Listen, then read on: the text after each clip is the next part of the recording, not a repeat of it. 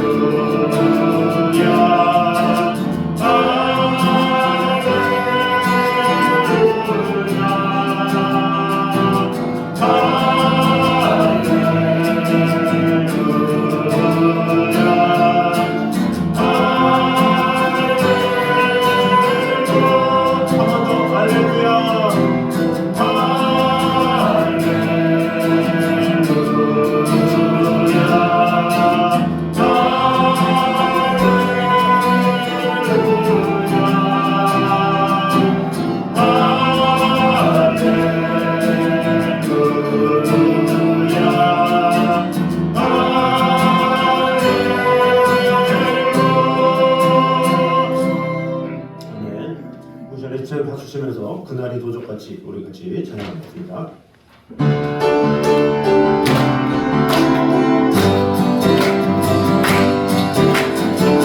그날이 도적같이 너희를 모르느냐 들깨어 있으라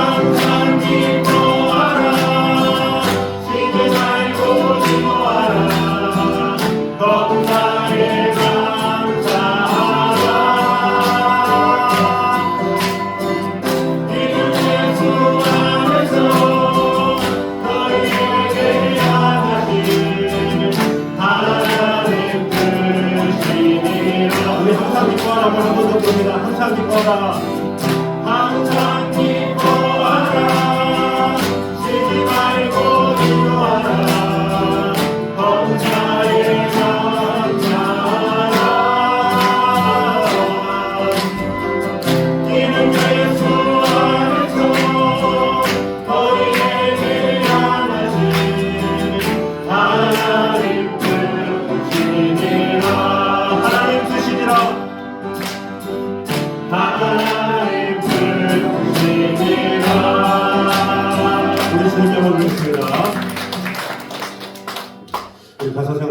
중에서 미랄 우리 같이 찬양하도록 하겠습니다.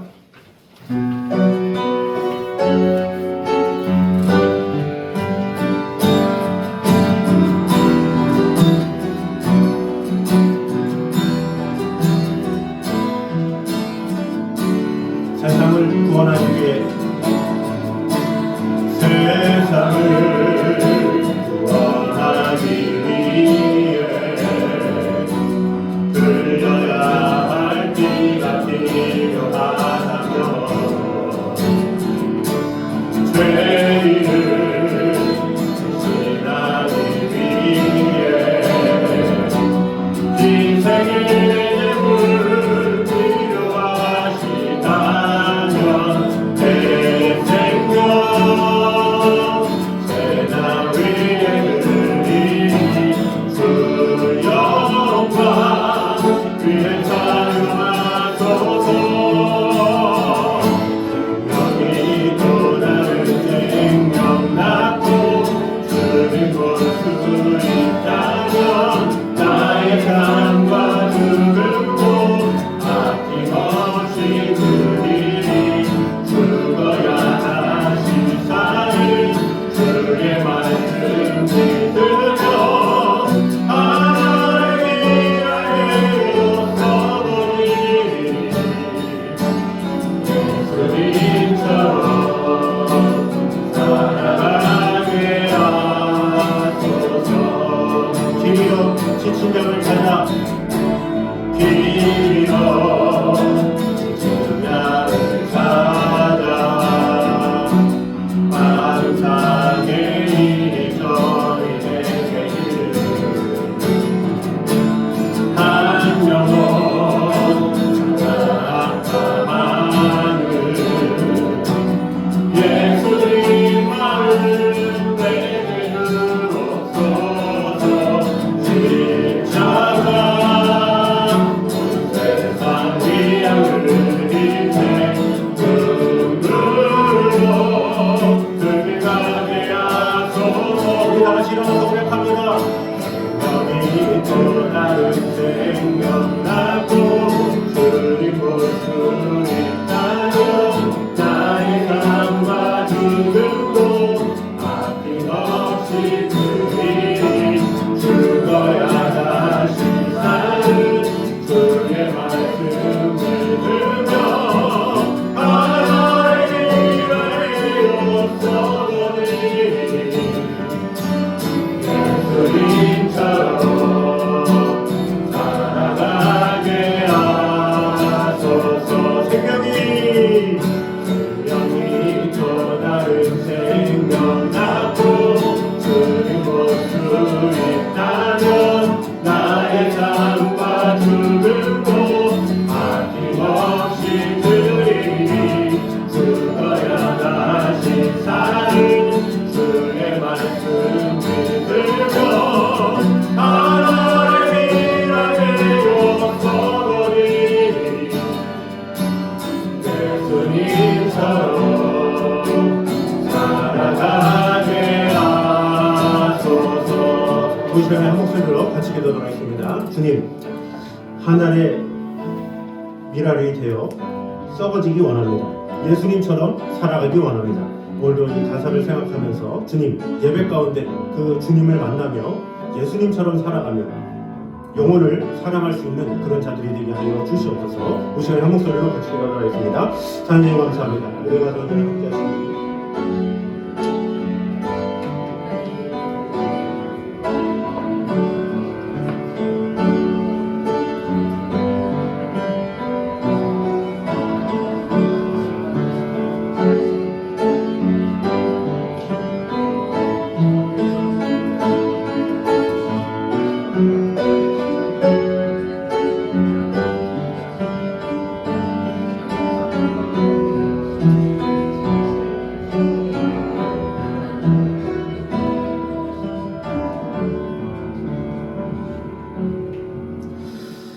진실로 진실로 너에게 이르노니 한 알의 밀이 땅에 떨어져 죽지 아니하면 한 알 그대로 있고 죽으면 많은 열매를 맺느니라.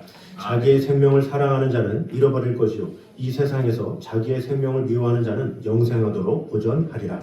아버지 하나님, 우리의 삶 가운데 역사하시는 주님, 우리의 삶이 어떠한 삶이 되어야 하는지 분명히 알며 아버지 하나님께서 주신 사명 따라 뜻에 따라 순종하며 나아가며 그 주님께서 주신 뜻을 따라 온전히 주님 보시기에 부족함이 없는 삶이 될 수 있도록 주님 지켜주시고 함께하여 주시옵소서. 예수님 이름으로 기도드립니다. 아멘. 우리 앞에 있는 사도신경으로 우리의 신앙을 고백하겠습니다. 나는 전능하신 아버지 하나님 천지의 창조주를 믿습니다. 나는 그의 유일하신 아들 우리 주 예수 그리스도를 믿습니다. 그는 성령으로 잉태되어 동정녀 마리아에게서 나시고 본디오 빌라도에게 고난을 받아 십자가에 못 박혀 죽으시고 장사한 지 사흘 만에 죽은 자 가운데서 다시 살아나셨으며 하늘에 오르시어 전능하신 아버지 하나님 우편에 앉아 계시다가 거기로부터 살아있는 자와 죽은 자를 심판하러 오십니다. 나는 성령을 믿으며 거룩한 공교회와 성도의 교제와 죄를 용서받는 것과 몸의 부활과 영생을 믿습니다. 아멘. 우리 성시교도 시편 90편입니다. 주여, 주는 대대에 우리의 거처가 되셨나이다.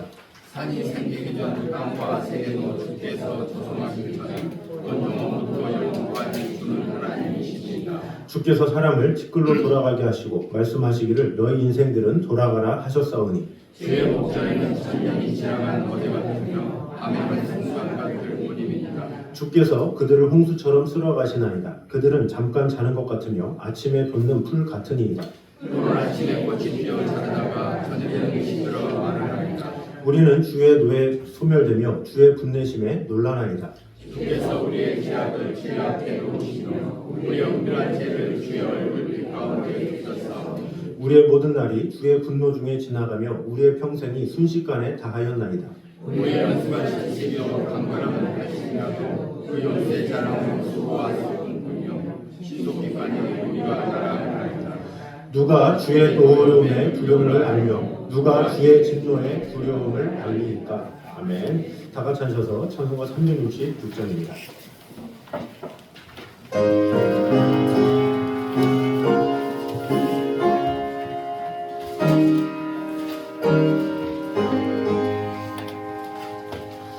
어두운 내눈 밝히사 진리를 보게 하소서.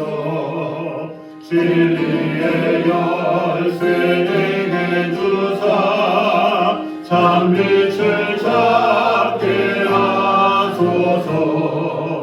깊으신 뜻을 알고자 엎드려 기다리오니 내 눈을 뜨게 하소서. 성령이여 맡겨진 내 귀여시사 주님의 귀한 음성을 이 귀로 밝히 들을 때 내게 더 발량 없게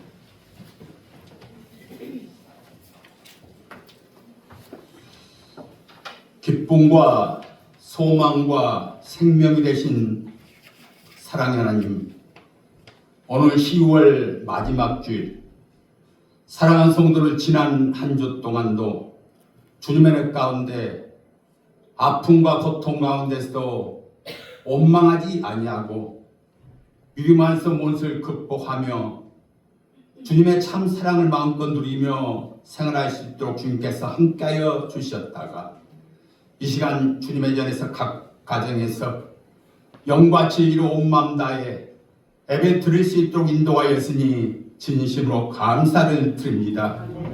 이 시간에도 함께 드리는 공동체의 귀한 생명들, 지난 한 주 동안도 알게 모르게 지은 죄 우리 앞에 철저히 회개하며 고백할 때 주님의 보혈의 피로서 깨끗이 씻어 주시옵시고 주님의 신 귀한 말씀을 통하여 우리의 삶이 겉과 속이 다른 가룟 유다의 가정한 삶을 살아가지 않도록 축복하여 주시옵소서. 이 나라 이 민족 주님께서 사랑하여 주셔서 종교개혁 주를 맞이하여 오이는 땅 광화문에서 합법 철폐를 위한 대규모 연합 예배도 드릴진데 질서 속에서 주님의 영광만 드리며 앞으로는 딴 이 나라가 주님의 말씀에 어긋난 악법을 제정하지 아니하고 우리 앞에 한 점 붙고 없는 귀한 민족으로 하나 되게 붙잡도록 축복하여 주시옵소서. 사랑하는 땅 애강교회 주님의 귀한 뜻에서 세워지시고 이제까지 딴 어려운 여건과 환경 가운데서도 믿음 안에서 모든 극복하며 서로 사랑을 함께 나누며 생활할 수 있도록 도와주시니 진심으로 감사를 드립니다.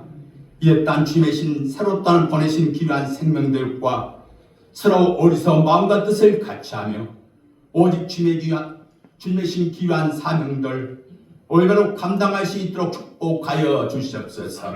사랑하는 딴 양들 서로 딴 양들끼리 서로 딴 헐뜯고 비방하지 않도록 도와주시옵시고 서로 단합된 모습으로 하나 되어서 주님의 신 귀한 사명을 바로 감당하므로 우리 앞에 귀 쓰임 받는 도구들로 사용될 수 있도록 축복하여 주시옵소서. 우리를 방해하는 악하고 더럽고 추한 영들이 하도없게 물러갈 수 있도록 주님께서 축복하여 주시옵소서. 11월 1일부터 다니엘 기도도 가질진데 모든 성도들 동참하여서 함께 배며 찬양을 기도할 때 주님의 영광만 드러낼 수 있도록 축복하여 주시옵소서.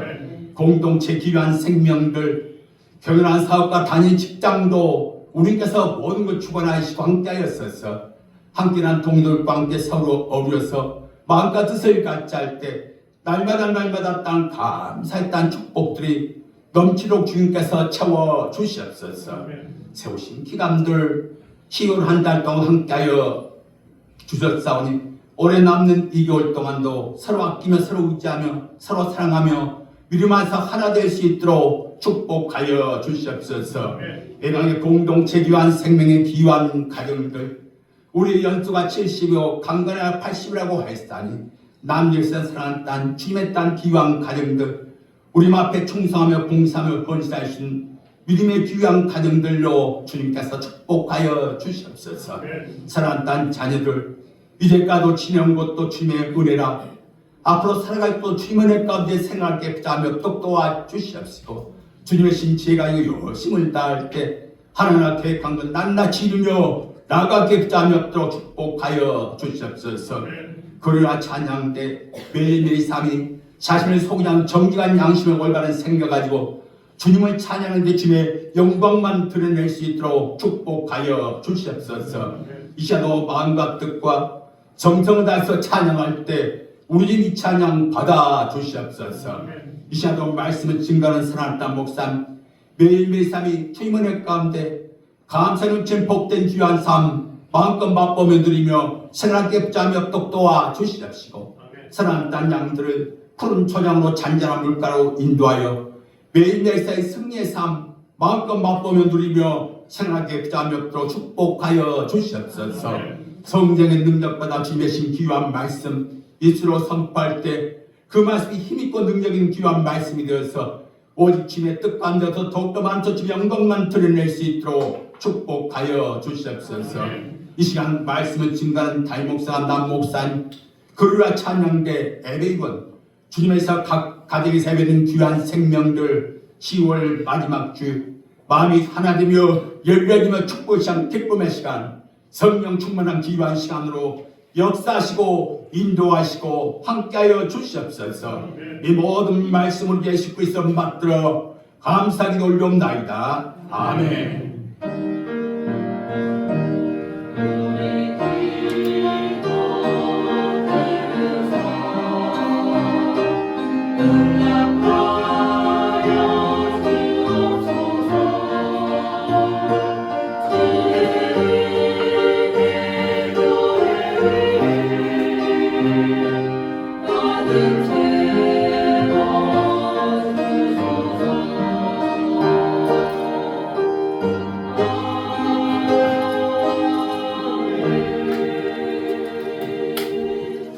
이 시간 우리 전할 말씀은 신약 누가복음 10장입니다. 신약 누가복음 10장 29절에서 37절까지 말씀입니다. 우리 몇 주 동안 계속해서 읽을 본문인데 자세히 보시면서 어떤 내용인지 한번 살펴보시면서 같이 교독하면 좋겠습니다. 누가복음 10장 29절에서 37절 신약 110페이지입니다. 저부터 읽겠습니다. 그 사람이 자기를 옳게 보이려고 예수께 여짜오되 그러면 내 이웃이 누구니이까? 예수께서 대답하여 이르시되 어떤 사람이 그 사람에서 여리고로 내려가다가 강도를 만나매 강도는 옷을 벗기고 내려 그에게 주신 것을 버리고 갔더라. 마침 한 제사장이 그 길로 내려가다가 그를 보고 피하여 지나가고 또 이와 같이 한 여인도 그곳에 이르러 그를 보고 피하여 지나가되 어떤 사마리아 사람은 여행하는 중 거기 이르러 그를 보고 불쌍히 여겨 가까이 와서 기름과 포도주를 그 상태에 붓고 싸매고 자기 짐승을 태워 주막으로 데리고 가서 도와주니라. 그 이튿날 그가 주막 주인에게 데나리온 둘을 내어주며 이르되 이 사람을 돌보아 주라. 비용이 더 들면 내가 돌아올 때에 갚으리라 하였으니 내 생각에는 이 세 사람 중에 누가 강도만 자에게 시키느냐. 다 같이 읽겠습니다. 이르되 자비를 베푼 자니이다. 예수께서 이르시되 가서 너도 이와 같이 하라 하시니라. 아멘.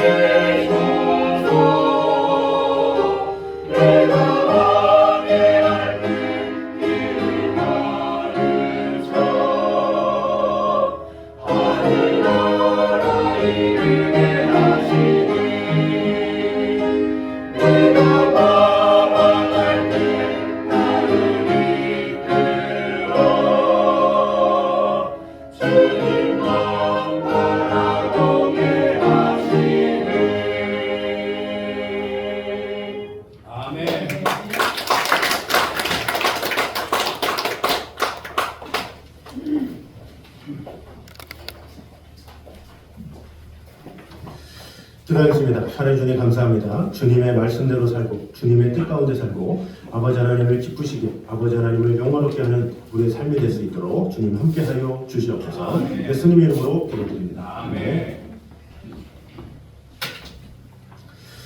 혹시 궁금해하실까봐 우리 지휘자 선생님은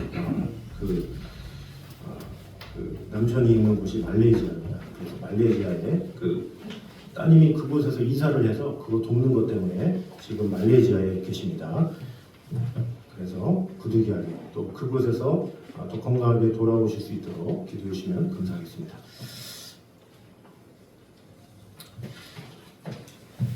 자, 우리 교회 소식 전해드리도록 하겠습니다. 뜨거운 예배 가운데 주님과 긴밀하게 동행하는 성도가 되면 좋겠습니다. 오늘 오후에는 광화문 연합 예배로 드리도록 하겠습니다. 오늘 그 예배 드리는 곳이 뒤에 불을 좀 꺼야 되나요? 이게 잘 안 보일 것 같아서. 네. 여기 보면 여기 서울 도심이잖아요. 도심으로 해서 쭉 이렇게 서울을 쫙 관통해서 이게 다 예배장입니다. 쭉 해서 이제서 남대문로 해서 여기가 서울역부터 서울 도심 저 위쪽 여의도 쪽 해가지고 이 전체가 다 우리 한국교회가 다 같이 예배드릴 장소입니다. 이것도 지금 모자라서 하나씩 더 이렇게 하고 있습니다. 자, 그래서 예배 순서는 우리 찬양 축제를 1시 반에서 2시까지, 그리고 연합 예배는 2시에서 3시 40분까지, 그리고 기도회가 3시 40분에서 4시 30분까지, 그리고 후 집회해서 여러 가지 정리도 해야 되고 또 혼잡하기 때문에 그곳에서 남아서 같이 기도회도 하고 찬양도 하고 이렇게 하면서 마무리를 하려고 합니다. 자, 불 켜주시기 바랍니다. 자, 그래서 이 광화문 연합 집회는 늘 우리가 말하지만 이게 결코 종교적인 집회가 절대로 아닙니다. 우리 기독교에서는 사실 뭐를 하려고 그러면 사실 어려움이 많아요. 사실 불교나 카톨릭이나 이런 데서는 뭐 합시다 그러면 아미타불 그러면서 하든지 아멘 하면서 이렇게 하는데, 교회에서 하면 그거를 또 반대하고 또 잘도 모르면서 막 그러는 사람들이 좀 있어요.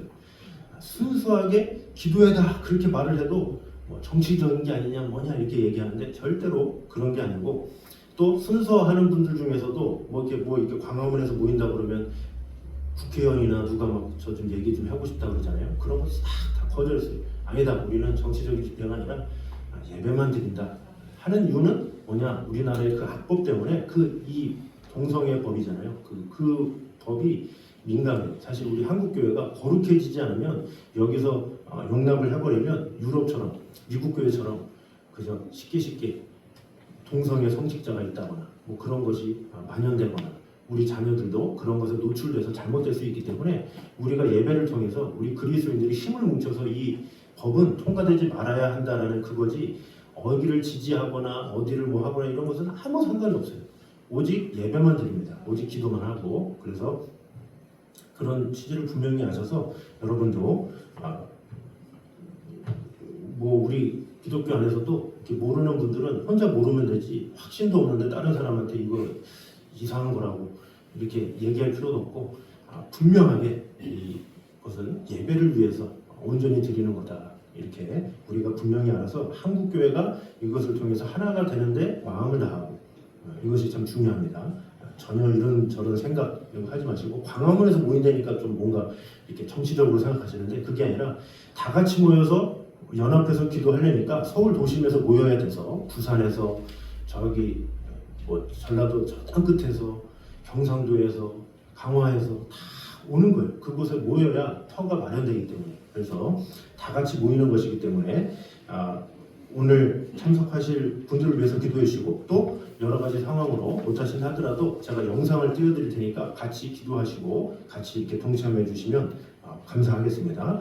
또 다니엘 기도회도 마찬가지죠. 다니엘 기도회도 기도회인 거예요. 기도회. 이거를 이렇게 저렇게 해석하지 말고 그저 기도회를 통해서 하나님을 만나고 하나님의 은혜를 체험하고, 이것이 목적이지 이건 그런 거 아니야? 속으로 그런 거 아니야?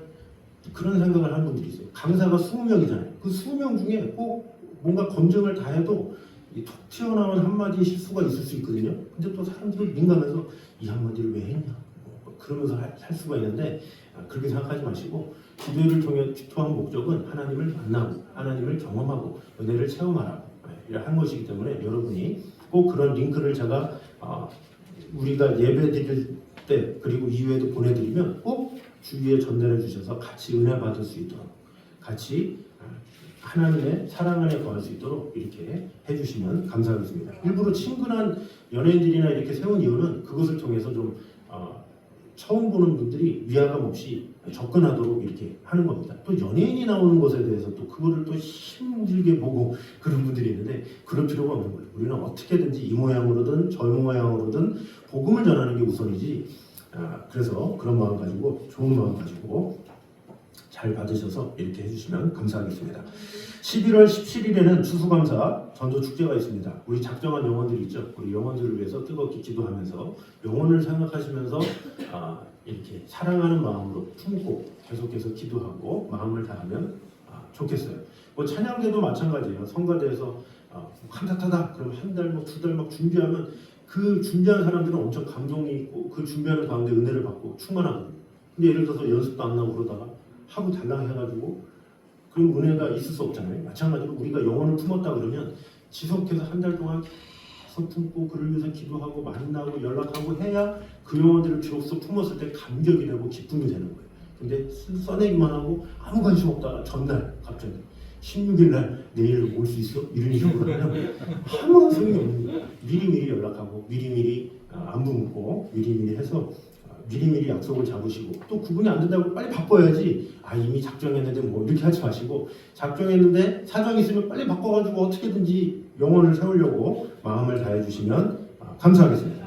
자, 우리 저번 주에는 원로 장로님 추대 그리고 권사 피택에 대한 투표가 있었습니다. 그 대상자 모두 과반수 이상 잘 해서 귀한 일꾼으로 잘 쓰임받을 수 있도록 다 함께 할 수 있도록 우리 교회가 하나가 되는데 귀한 시간이 되었습니다. 우리 원로 장로님 그리고 권사님 두 분 피택으로 인해서 열심히 교회 일과 상황 가운데 잘 할 수 있도록 우리 정영업 감사의 박수 드리겠습니다. 감사합니다. 자, 우리 옆사람 한번 인사하도록 하겠습니다. 뜨겁게 살아갑시다. 시작. 뜨겁게 살아갑시다. 자, 우리 뜨겁게 살아가면 좋겠습니다. 자, 오늘은 선한 사마리아인의 비유 두 번째 시간으로 은혜를 나누도록 하겠습니다. 비유를 제가 말씀드렸어요. 이게 전도 축제에 관련된 게 사실 이 말씀 다음에는 이적도 있고 막 그래서 전도에 대한 게 이것밖에 없어서 좀 깊이 좀 들어갈 거니까 각오하시고 또 깊이 들어가면 재미가 있어요. 성경을 그냥 한글 성경 보는 것보다 저는 이렇게 새벽기도 끝나고 딱 집에 잠시 있잖아요. 그러면 성경을 하나씩 봐요. 중국어 성경을 한번 보고 그리고서 헬라어 성경을 보고 그리고 번역 성경 여러 가지가 있어요. 새 번역도 보고 공동 번역도 보고 여러 가지 그런 것들을 보고 또 영어 성경 중에서도 NASB 성경이 있고 NIV가 있고 NLT가 있고 그거를 막 비교해서 보면 잠이 오죠. 중국어가 참 신기하기도 하고 야 오묘하다. 어떻게 이렇게 했을까? 이렇게 하면서 놀라기도 하고 또 헬라어를 보면서 야 이런 뜻이 있구나 저렇게 있구나 너무나도 이 하나의 본문을 가지고 그동안에는 어떤 본문을 이렇게 금방금방 넘어가니까 근데 이거는 더 깊이 해야 되니까 여러 가지 언어도 봐야 되고 하다 보니까 더 은혜가 되는구나 하면서 귀한 시간들을 보내고 있습니다. 또 귀한 은혜와 사랑이 있으면 또 나눠야 되겠죠. 그래서 그런 하나님께서 주신 감동과 은혜를 같이 나누면서 은혜를 나누도록 하겠습니다. 자, 먼저 제사장과 레위인이 여행객을 외면한 이유부터 한번 보도록 하겠습니다. 우리 저번 주에는 그 여리고가 어떤 장소인지 우리가 했었죠. 여리고는 산악같이 험한 곳이다. 그래서 절대로 혼자 갈 수 없다. 무리를 지어서 그리고 밤에는 갈 수 없다. 대낮에 무리를 져서 가야 안전하고 그리고 27km나 되는 거리라서 예루살렘에서 여리고로 가기까지는 걸음으로 가기보다는 차를 타고 가는 경우가 많다. 이렇게 이야기를 했었죠. 자, 그런데 이 지금 한 여행객도 무엇을 타고 갔습니까? 나귀를 타고 갔다 그랬죠. 그런데 강도를 만났는데 거기서 순순히 강도한테 돈을 내주면 되는데 거기서 왜 빼서요? 뭐 했어요? 했는지 몰라도 그렇게 해서 결국에는 나귀도 뺏기고 얻어맞고 두들겨 맞고 옷도 다 뺏기고 그러고 엎어져 있다. 이런 상황을 이야기했습니다. 자, 그런 상황에서 이제 제사장이 지나가고 레위인이 지나가고 사마리아인이 지나가죠. 세 명의 사람이 지나가는데 그래서 예수님이 마지막에 뭐라 그래요? 이 세 사람 중에 누가 강도 만난 자의 이웃이겠느냐 이렇게 말씀하시는데 그 첫 번째 인물 바로 제사장 그리고 두 번째 레위인 왜 여행객을 외면했을까? 그것을 한번 생각해 보도록 하겠습니다. 우리 누가복음 10장 3절 말씀 31절 한번 보겠습니다. 시작. 마침 한 제사장이 그 길로 내려가다가 그를 보고 피하여 지나갔다. 아멘. 자, 마침 한 제사장이 그 길로 내려가다가 그를 보고 피하여 지나갔다 이렇게 이야기를 하고 있습니다. 현대 성경 독자들이 이런 반응을 보고 무슨 생각을 하겠습니까? 제사장이 왜 저래? 제사장 맞아? 어떻게 저럴 수가 있어? 이런 생각을 할 수 있죠. 그러고도 어떻게 성전에서 희생제사를 드려? 참 자신이나 잘하지 이런 생각을 할 수가 있죠. 그러나 이 비유를 듣고 있던 1세기 청중들에게는 그다지 예상 밖의 행동이 아니었다 이렇게 볼 수가 있습니다. 당장 제사장들을 얼거맸던 종교 규범을 알고 있었죠. 유대인들은 다 알고 있었기 때문에 예수님의 이런 비유를 할 때 이렇구나 저렇구나 이게 다 알고 있어요. 우리는 그냥 제사장이 지나갔다 이렇게 알지만 유대인들은 제사장 지나가? 어디로 지나가지? 이러면서 그것에 대해서 하나하나 분석을 하게 되는 거죠. 그래서 어떤 유대인 청중들은 제사장이 지나갔다 그러면 무조건적으로 비방하는 게 아니라 그랬어? 그럴 만한 이유가 있겠지 하면서 생각을 하게 된다라는 거죠. 자, 제사장은 이 여리고에서 여기가 예루살렘이죠. 그리고 여리고가 있어요.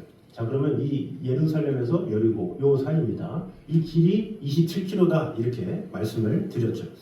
자, 그런데 때마침 예루살렘에서 여리고로 가고 있는데 자, 1세기에 유대인 역사가인 요세푸스가 있어요. 요세푸스 역사서 해가지고 사실 성경보다 엄청나게 두꺼운 책이 있습니다. 그거를 다 보는데도 엄청나게 많은 시간이 걸려요. 근데 그 유명한 역사가인 요세푸스가 뭐라고 했느냐? 그 당시 때 여리고에는 5,000명의 제사장들이 살고 있었다. 그 정도로 부유한 도시였다. 이렇게 밝히고 있습니다. 말하자면 여리고는 제사장들의 도시다. 이렇게 말해도 무방합니다. 그리고 1세기 이스라엘 사회 연구가이며 또 비유 연구가로 알려진 독일 신학자인 요아킴 예레미야스는 당 1세기 당시 이스라엘 제사장이 총 7,200명이었다. 이렇게 밝히고 있습니다. 그래서 상당수가 여리고에 살고 있었던 거죠. 5,000명은 여리고 살고 그 나머지는 흩어져 살고 있었다라는 것을 볼 수가 있습니다. 자, 그런데 제사장은 24개의 반열로 이루어져 있어요. 뭐든지 사람이 많으면 어떻게 돼요? 우리도 초등학교든 중학교든 사람이 많으면 반을 나누죠. 1반, 2반, 3반 이렇게 하듯이 제사장도 인원이 7,200명이기 때문에 반열을 나눠요. 1반열, 2반열, 3반열, 4반열 해서 24반열까지 있다라는 거죠. 자, 그런데 24반열 중에 1년에 2주간만 성전에 있는 예루살렘으로 와서 봉사를 한 거예요. 그러니까 7,200명이 다 같이 봉사하는 게 아니라 24반년을 나눠서 일주에 2주간만 예루살렘으로 가면 돼요. 누가? 제사장들이.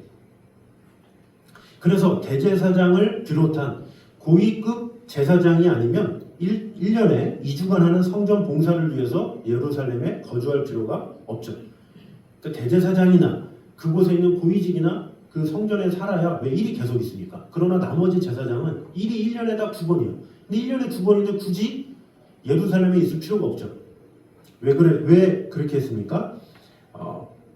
사실 그 당시 때 이 여리고는 예루살렘에 가기 쉽다 이런 이유로 그들이 선호했어요. 예루살렘 그러면 어때요? 도시고 또 모아져 있고 그렇기 때문에 도시이기 때문에 땅값이 비싸.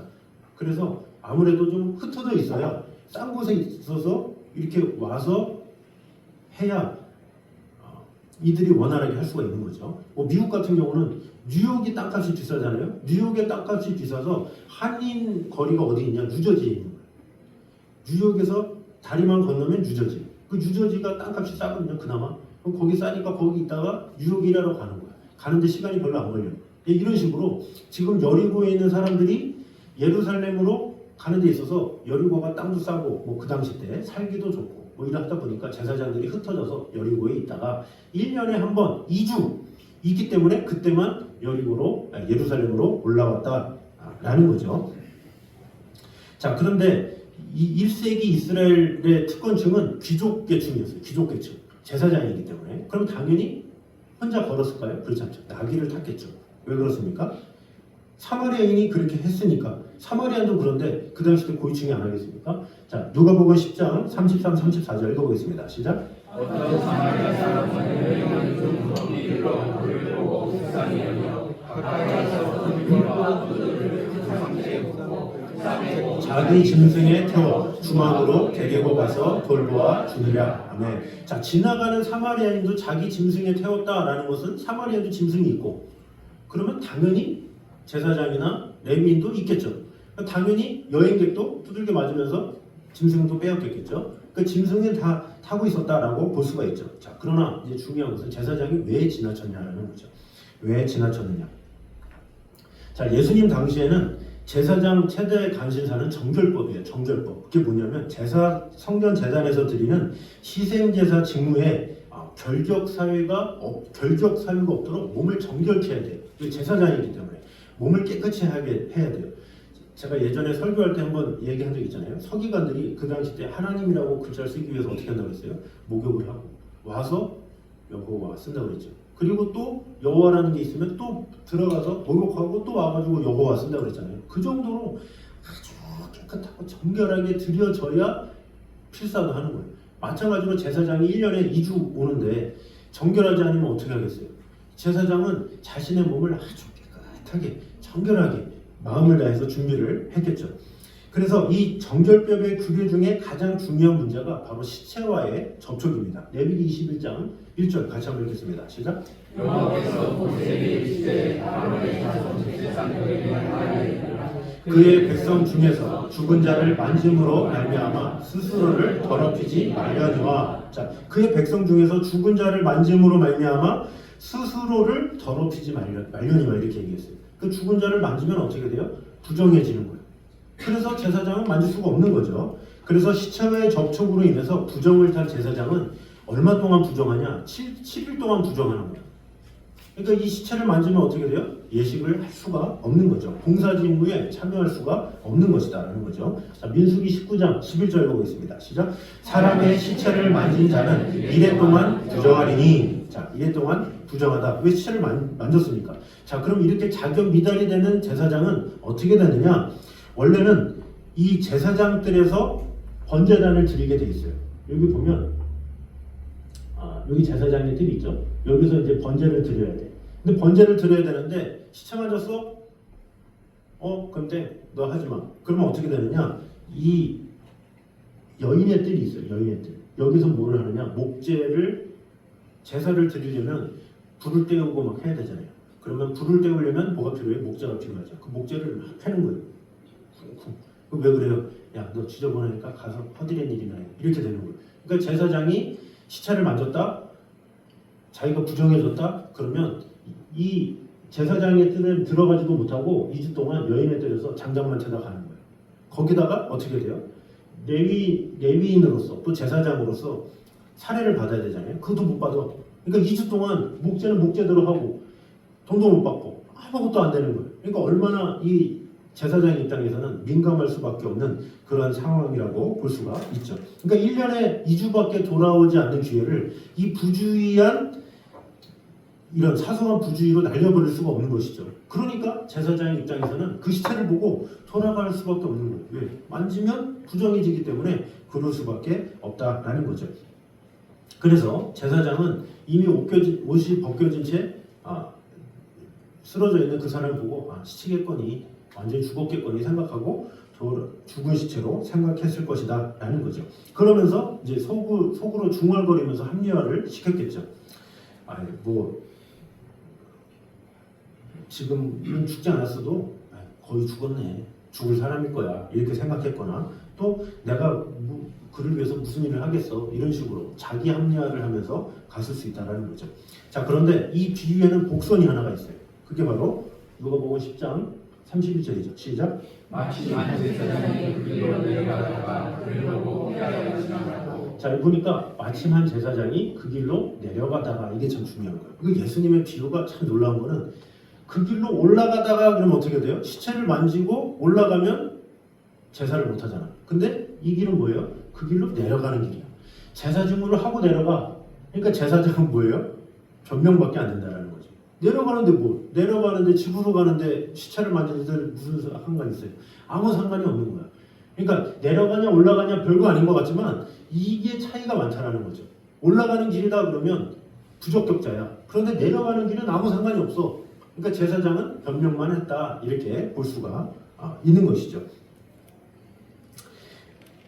그리고 이 본인이 가다가 시체를 만졌어. 부정해졌어. 그래도 1년에 딱 2주기 때문에 가면 시간이 얼마나 많아요? 365일 중에. 또 승번 돌아오면 많았는데. 그러니까 자기는 아무런 변명도 할 수 없는 그런 상황이다, 이렇게 볼 수가 있죠. 그래서 강도 만난 자를 모른 척하고 지나쳐버린 제사장의 행동은 변명의 여지가 없다, 이렇게 볼 수가 있죠. 자, 그러면 레위는 왜 지나쳤냐라는 거죠. 자, 누가복음 10장 32절입니다. 시작. 또 이와 같이 한 레위인도 그곳에 이르러 그를 보고 피하여 지나가되. 자, 레위인은 성전에서 희생제사를 섬기는 제사장을 보조하는 직무를 맡았어요. 제사장을 보조하는 게 바로 레위인이죠. 그래서 제사장의 조수 또 보조 역할을 하는데 찬양대를 섬기기도 하고 또 진설병을 안식일에 굽기도 하고 또 분향단에서 태울 분향을 만들거나 또 1년에 한 번 휘장을 교체하는데 그 휘장을 만드는 일을 담당했어요. 자, 그래서 비유 속에 등장하는 레위인은 이제 앞서 지나친 제사장의 보조로서 한 조가 되어서 성전 봉사를 마치고 여리고로 내려갔다, 이렇게 볼 수가 있죠. 그러니까 제사장과 레위인은 한 조일 가능성이 많아요. 왜? 레위인도 많기 때문에 그 그룹에 속할 수가 있는 거죠. 그런데 제사장하고 레위인은 뭐예요? 등급이 달라, 직분이 달라, 급이 있어. 제사장은 상급이고 그 밑은 하급이잖아요. 뭐 우리나라는 뭐 요즘엔 안 그랬지만 옛날에는 어떻게 돼요? 뭐 양반이 저 앞으로 가면 뒤에 이제 머슴은 막 뒤에 가고 이런 거 있잖아요. 이런 식으로 제사장이 앞에 간다. 그럼 제사장과 함께 동행을 못해. 왜? 친구가 아니니까. 제사장이 앞으로 쭉 가면 그 뒤에 레위인이 따라가는 거야. 그러니까 제사장이 앞에서 나귀 타고 가면 그 뒤에서 제사장이 이렇게 가고 있는 그런 상황이라고 볼 수가 있죠. 그래서 1세기 이스라엘 사회에서 제사장은 상류층이고 레위인은 중류층이다, 이렇게 볼 수가 있습니다. 자, 그런데 함께 성전 직무를 하지만 제사장처럼 까다롭진 않았어요. 레위인한테. 레위인이 뭐 시체를 만진 것에 대해서 따지진 않았어요. 자, 그런데 문제는 뭐냐? 뒤따르던 레위인이 제사장이 여행객을 이렇게 지나쳐간 것을 봤을까요? 못 봤을까요? 한 조기 때문에 볼 수밖에 없죠. 그런데 보세요. 자신의 상급자가 지나쳤어. 그런데 하급자인 입장에서 안 지나쳐. 그러면 어떻게 돼요?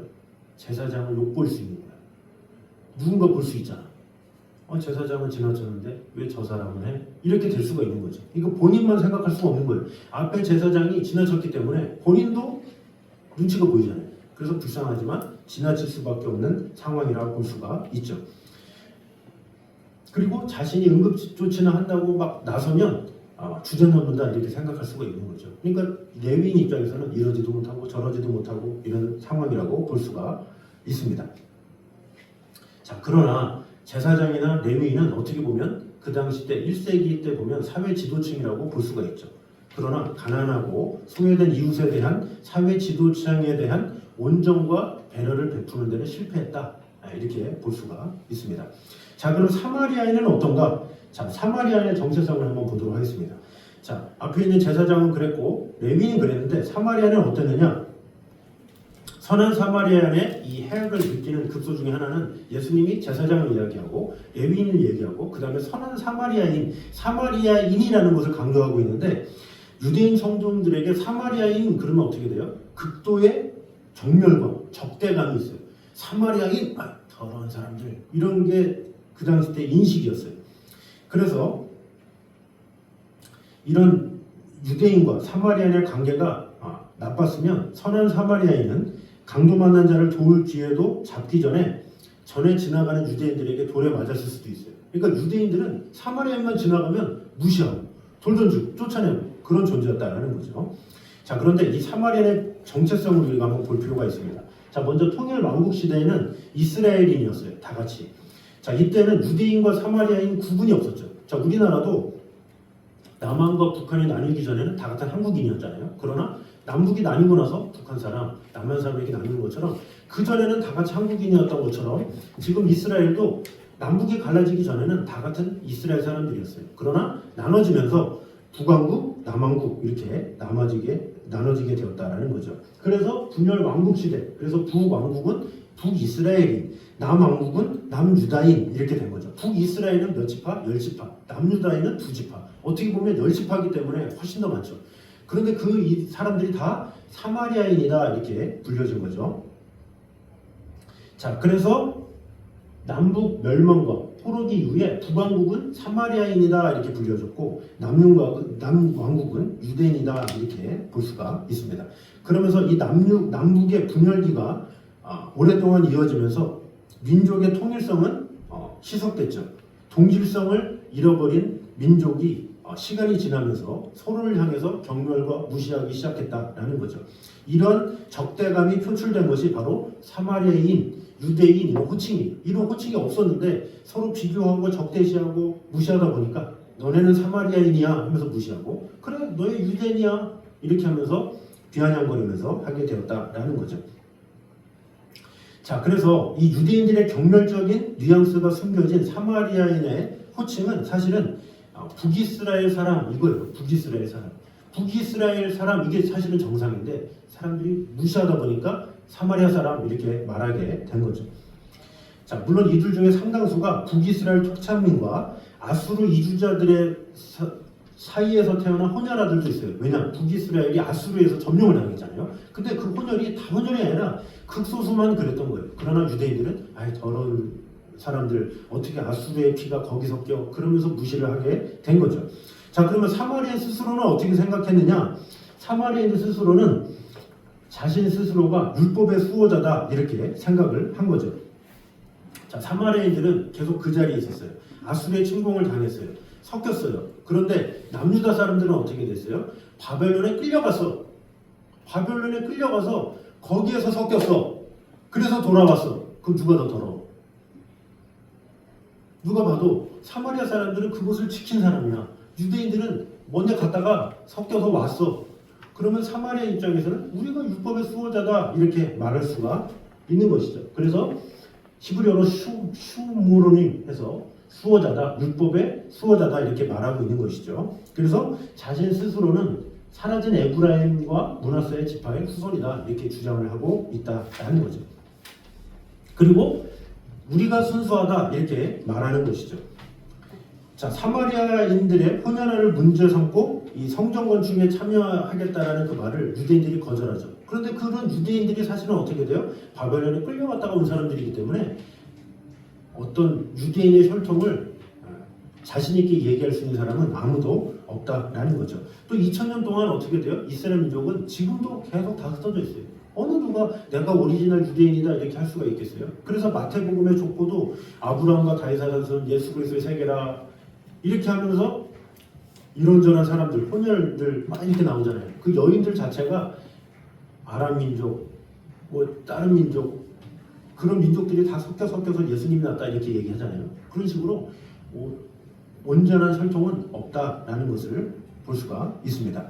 이렇게 볼 때 유대인보다 더 순수한 혈통이 바로 사마리아인이다 이렇게 볼 수가 있는 거죠. 이런 배경으로 오늘 주신 은혜 간단하게 두 가지만 나누도록 하겠습니다. 읽어보겠습니다. 시작. 사랑은 핑계가 없다라는 것입니다. 자, 앞에 예와 마찬가지로 제사장이나 레위인이 이유가 있었죠. 왜? 제사장은 시체를 만지면 안 되니까. 레위인은 제사장의 유를 끼치면 안 되니까. 이유가 있다라는 거죠. 자, 이유가 있는 이유는 뭐예요? 사랑이 없으면, 귀찮아서, 마음이 없으면 이유를 대게 돼 있어요. 사람은 마음에 있으면 다 하게 돼 있어요. 그러나 마음이 없으면 그 사람은 그때부터 뭐를 핑계대요? 시간이 없는데, 무슨 일이 있는데, 약속이 있는데, 이런저런 핑계를 대요. 사람의 특징은 그래요. 반대로 마음에 있으면 어떻게 돼요? 이유를 대서라도 가죠. 나 많어. 나 아주 시간 많어. 나처럼 시간 많은 사람이 어디 있어? 그러면서 언제든지 불러. 왜? 자기가 좋은 것만 하면. 그러나 자기가 싫어하는 거면 어떻게든지 이유를 댄다라는 거죠. 결국 쉬운 일이든 어려운 일이든 결국 우리의 마음의 문제지 상황의 문제가 아니다라는 것을 우리는 알아야 합니다. 우리가 사랑하면 어떻게 돼요? 사랑하면 국제결혼도 하잖아요. 올림픽에서 한 번 만났는데 건너가서 옛날인데도 결혼하기도 하고. 왜 그래요? 사랑하니까. 사랑하면 상황이 중요한 게 아니야. 하게 돼 있어. 마찬가지로 우리가 영혼을 사랑함에 있어서 이유가 될 수 없다라는 거죠. 오늘 본문을 보면 환경적으로는 이 제사장이나 레위인이 도울 수 있는 가망이 컸죠. 왜? 같은 민족이니까. 같은 민족이니까 도울 수 있어. 제사장도 변명할 이유가 없어. 그럼에도 불구하고 변명했죠. 그러니까 변명하는 사람들의 특징이 뭐냐면 변명할 게 아닌데도 변명하는 게 특징이야. 그러나 사마리아인들은 이는 어떻게 돼요? 사마리아인이 오히려 변명을 해야 돼. 왜? 자신이 사마리아인이니까. 유대인들이 싫어하니까. 자신이 싫어 안 해줘도 유대인이 도와주겠다 해도 아무 말 안 해. 오히려 다친 사람이 왜 날 도와줬어? 하면서 고발할 수도 있어. 그럼에도 불구하고 했다라는 거죠. 왜? 사랑이 있기 때문에 그것이 가능했다라는 거죠. 어떻게 보면 제사장이나 레위인들이 하나님의 택함받은 사람으로서 더 사랑해야 되지 않겠습니까? 그러나 반대로 사랑할 필요도 없고 모른 척해도 상관이 없는 사마리아인이 사랑했다라는 것을 우리는 알아야 합니다. 그러므로 우리는 어떻게 돼요? 영혼을 사랑하는 마음을 달라고 기도를 해야 돼요. 제가 작정에 대해서 얘기했잖아요. 작정하면서 연락하세요. 그럼 지금 일주일이잖아요. 그 일주일 동안 혹시 연락 안 하신 분 있으십니까? 아유, 없겠죠 설마. 근데 그것을 내가 안 했다? 놓쳤다? 바빠서? 이 생각하는 그 자체가 마음이 없으면 그래요. 마음이 있으면 어떻게든 연락하고 관심 갖게 되고 기도할게 라고 하기도 하고 보듬어주고 전화도 하고 이렇게 하게 될 수밖에 없다는 거예요. 그래서 영혼을 사랑하는 마음이 있으면 우리는 핑계대지 않지만 사랑하는 마음이 없으면 자꾸 핑계대지만 영혼을 정말로 사랑하면 핑계댈 수 없다라는 것을 우리는 알아야 합니다. 부모가 자식을 낳으면 자식 생각하는 게 당연하죠. 마찬가지로 하나님께서 우리를 하나님의 사람으로 불러주셨으면 하나님을 잘 모르는 자들을 위해서 기도하고 돌보고 사랑하는 것은 당연하다라는 것입니다. 그러므로 우리 그리스도인들은 마땅히 사람을 사랑하는 자가 되어야 되고 핑계할 것이 없는 자가 되어야 합니다. 그러므로 우리 마음속에 영혼들을 항상 품고 살아가는 저 여러분 되시기를 주님의 이름으로 축원합니다. 자, 두 번째입니다. 시작. 우리의 사랑은 보통 사람들의 사랑을 뛰어넘어야 한다라는 것입니다. 자, 우리의 사랑. 자, 우리의 사랑은 누구를 뛰어넘느냐? 보통 사람들의 사랑을 뛰어넘어야 한다라는 거죠. 사실 제사장이나 레위인을 못한 사람이다 이렇게 말을 하지만 우리가 사실 제사장의 입장, 레위인에 서면 우리도 그렇지 않을까 생각할 수 있어야 돼요. 이 사람은 저 사람 어떻게 저럴 수 있어? 근데 내가 막상 그 입장이 되면 그럴 수 있다는 것을 우리는 알아야 됩니다. 우리도 그런 처지를 당하면 아마 그럴 수도 있었을 것이다 생각할 수 있어야 한다라는 거죠. 자, 문제는 뭐냐? 주님은 우리에게 보통 사람의 정도의 삶을 원하는 것이 아니라 하나님의 사람이라면 보통 사람들의 생각과 행동을 뛰어넘어야 한다. 이것을 말씀하고 있는 거예요. 너희들 존경하는 제사장, 레위인 아니야. 그거보다 더 뛰어넘어서 사랑해야 돼. 그래서 지금 말도 안 되는 선한 사마리아인 얘기를 지금 하고 있는 거예요. 이 놀라운 사람, 말도 안 되는 사람, 이해할 수 없는 사람, 그런 사랑을 너희가 해야 돼. 왜? 너희는 다르니까. 너희는 그리스도인이니까 그런 삶을 살아야 돼. 이렇게 말을 하고 있죠. 보통 사람들도 사랑을 하죠. 예수님을 몰라도 공원에 가서 돕기도 하고 양로원 가서 물건도 주고 어려운 곳에 가서 다 해주고 이것저것 다 해요. 봉사활동. 예수님 몰라도 하나님에 대해서 모른다 해도 봉사활동은 다 한다라는 거죠. 그러나 그것을 뛰어넘어서 우리는 뭐가 있어야 돼요? 영혼을 사랑하는 마음이 있어야 돼요.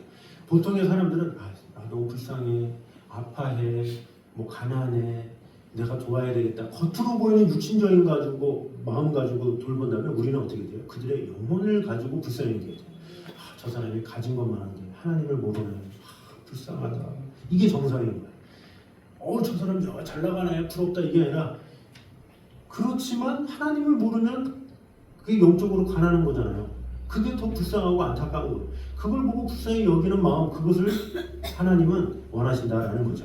복음서에는 이런 마음을 자주 보여주고 있습니다. 마태복음 9장 36절 보겠습니다. 시작. 우리를 보시고 불쌍히 여기시니 이는 그들이 목자 없는 양과 같이 고생하며 기지는 아니라. 아멘.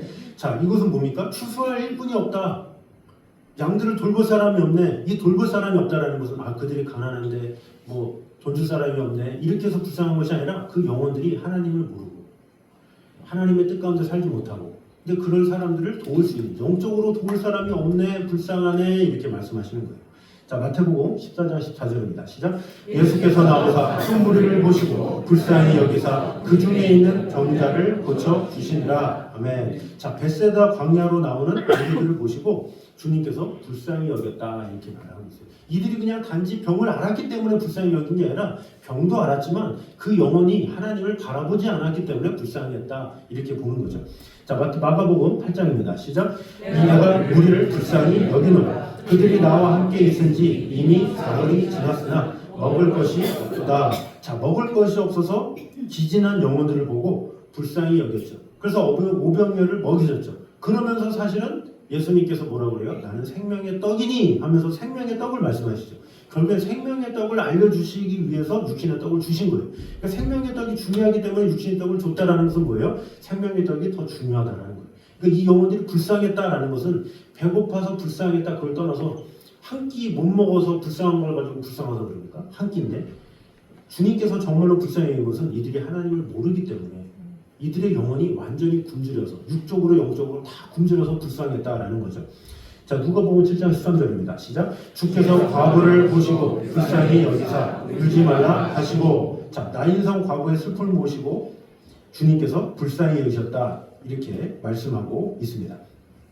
결국 이 주님이 느끼시는 불쌍한 마음, 이 불쌍한 마음이 뭡니까? 바로 영혼을 향한 그 마음, 불쌍히 여기고 기적을 일으키는 그런 마음이다라는 것이죠. 이 마음을 품어야 우리는 비로소 하나님의 마음 가운데 하나님의 뜻을 이룰 수가 있다라는 거죠. 이 마음으로 전도도 하고 봉사도 하고 마음을 다할 수 있다라는 거죠. 이 마음이 없으면 우리는 다른 것에 에너지를 쏟게 돼요. 내가 무슨 일을 하는데 그게 아니라 하나님께서 우리에게 원하시는 것은 영혼을 향한 마음이에요. 영혼을 향한 마음이 있는 것이 진정한 성도인 거예요. 영혼에 대해서 마음이 없다 그러면 아무런 소용이 없는 거예요. 영혼을 사랑해야 그가 그리스도인이고 그가 하나님의 사랑받은 자지 영혼을 사랑하는 마음이 없으면 아무런 소용이 없다라는 것을 말하고 있습니다.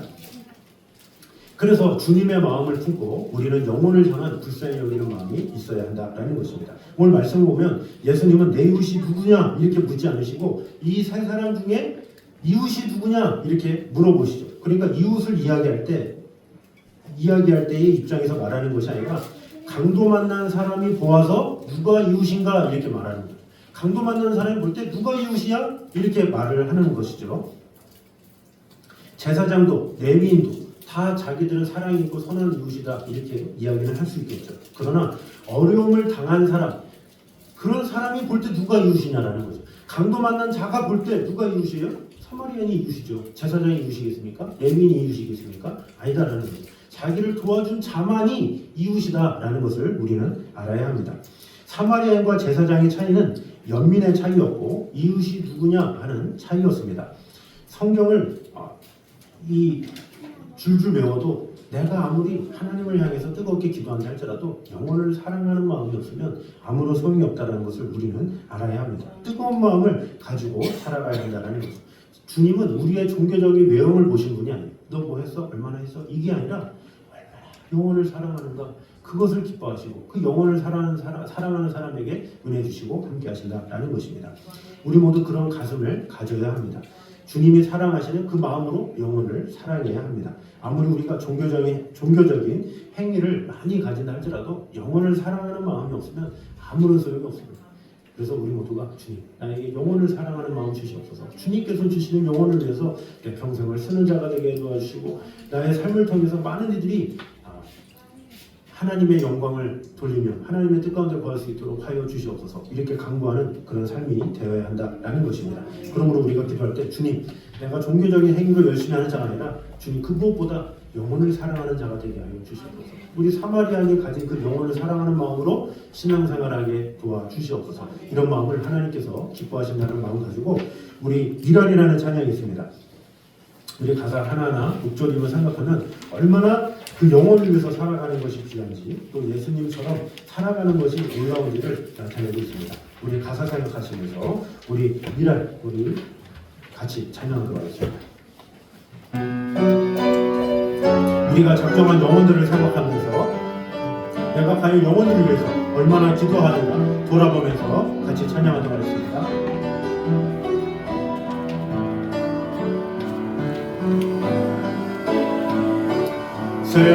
세상을 구원하기 위해 흘려야 할 피가 필요하다면 죄인을 대신하기 위해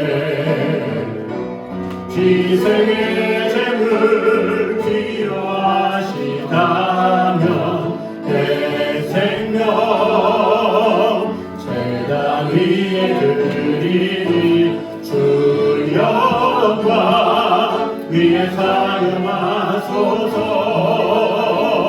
생명이 또 다른 생명 낳고 주님 볼 수 있다면 나의 삶과 죽음도 아낌없이 드리니 죽어야 다시 사는 주의 말씀 믿으며 하나의 미랄을 내어 썩어지리니 예수님처럼 살아가게 하소서. 길이로 지친 양을 찾아 길이로 지친 양을 찾아 마음상에 이리저리 헤매는 한 영혼 찾아 아파하는 예수님 마음 내게 주옵소서. 십자가 온 세상 위한 그 희생 눈물로 그길 가게 하소. 우리 다같이 일어나서 고백합니다. 생명이 또 다른 생명 낳고 주님 볼 수 있 나의 삶과 죽음도 아낌없이 드리니 죽어야 다시 사는 주의 말씀 믿으며 하나의 미랄을 내어 썩어지니 예수님처럼 살아가게 하소. 생명이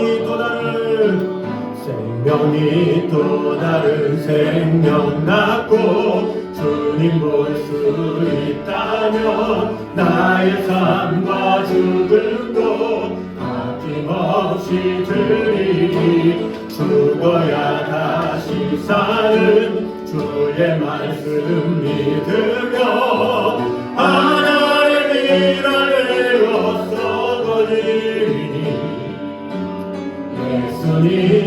예수님처럼 살아가게 하소서.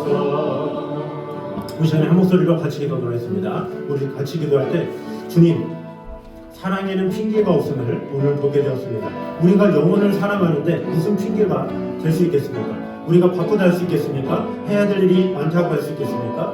영혼을 사랑하는 것만큼 귀한 일이 없습니다. 주님, 영혼을 사랑함에 있어서 핑계대는 자가 아니라 어떻게든 그 영혼을 주님께로 인도하고 하나님의 사랑 가운데 돕는 그런 자가 되게 하여 주시옵소서. 또한 우리가 기도할 때 우리의 사랑은 보통 사람들의 사랑을 뛰어넘어야 함을 꼭 보게 됨으로 말미암아 세상 사람들의 사랑의 양을 가지고 나도 이 정도 사랑해야지 이것이 아니라 주님께서 베푸신 그 사랑, 주님께서 불쌍히 여기셨던 그 사랑을 내게서 허락하여 주셔서 정말로 영혼을 사랑하고 불쌍히 여기는 마음, 그들을 돌볼 수 있는 자가 되게 하여 주시옵소서. 이 시간에 한 목소리로 같이 기도하겠습니다. 기도하겠습니다. 하나님 감사합니다. 우리와 늘 함께 하시길 지켜주시는 주님, 우리를 지켜주시는 하나님의 은혜가, 하나님의 사랑이 우리 안에 가득 임하게 하여 주셔서 영혼을 사랑하는 하나님의 마음을 두고 아버지 하나님의 크신 뜻과 온전히 모을 수 있도록 지켜주시고 돌봐주시고 함께하여 주셔서 아버지 하나님의 영광이, 아버지 하나님의 그 은혜, 그 축복이 우리 안에 가득 임하게 하여 주셔서 주님만을 사랑하니 주님 지켜주시고 돌봐주셔서 아버지 하나님의 선하신 믿고 주 하나님만 온전히 바라보며 나아갈 수 있도록 지켜주시고 돌봐주셔서 하나님의 선하신 뜻 가운데 우리의 모든 것이 주님을 향하며 아버지 하나님으로부터 말미암는 그 풍성한 은혜와 사랑을 온전히 구할 수 있도록 주여 지켜주시고 돌봐주시고 함께하여 주시옵소서. 주님만을 사랑하오니 주님 지켜주시고 언제나 함께하여 주시옵소서. 주님만을 온전히 사랑하며 아버지 하나님 영광 가운데 갈 수 있도록 주님을 구하여 주시옵소서. 아버지 하나님, 우리가 부모보다 영혼을 사랑하며 핑계대지 않도록 하여 주시옵소서. 우리가 작정한 영혼들이 있습니다. 이런저런 핑계로 차일피일 미루지 말고 적극적으로 연락하고 마음을 다하고 섬김으로 말미암아 그 영혼들이 하나님의 뜻 가운데 거할 수 있도록 주님 함께하여 주시옵소서. 특별히 우리가 영혼을 사랑하되 보통 사람들의 사랑을 뛰어넘어서 주님께서 품으신 그 사랑을 가지고 사랑할 수 있도록 주님 지켜주시고 함께하여 주시옵소서. 나이가 가지고 있는 사랑 가지고는 한계가 있습니다. 그러나 주님께서 주시는 그 가슴을 가지고 우리가 사랑하면 더 우리를 뛰어넘는 놀라운 사랑을 보여줄 수 있음을 보게 됩니다. 아버지 하나님, 주님께서 주시는 그 사랑 가지고 그 누구보다 더욱더 나를 사랑하시는 그 마음 가지고 우리에게 맡겨진 그 영혼 끝까지 사랑하며 그 영혼이 하나님의 뜻 가운데 거할 수 있도록 마음을 다할 수 있도록 주님 지켜주시고 함께하여 주시옵소서. 이제는 우리 주 예수 그리스도의 은혜와 아버지 하나님의 무한하신 사랑과 성령님의 교통하심이 늘 우리와 함께 계시는 하나님의 은혜 가운데 거하기 원하며 영혼을 사랑하기에 힘쓰기 원하는 이 자리에 있는 모든 성도들 위해 이제부터 영까지 함께 있기를 간절히 축원하옵나이다. 아멘.